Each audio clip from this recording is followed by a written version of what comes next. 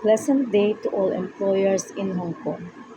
My name is Marilyn Torres. I am 39 years old, single parent.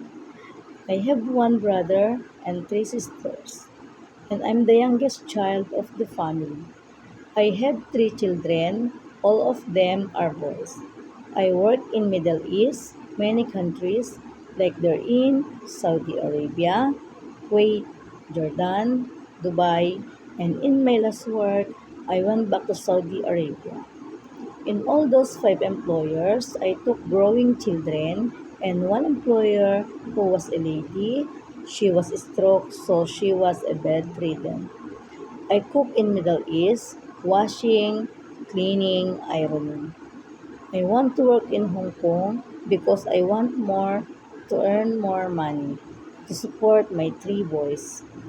I did not take care babies in abroad, but I took care my own babies when they are small, and I'm willing to learn the Hong Kong procedures if not the same as I did in Middle East. And I'm willing to learn how to cook your food, and I have basic idea, mom and sir. I'm willing to learn on you, mom and sir. I hope you will sign a contract with me, and I'm happy to serve your family in the future. Have a good day. Thank you.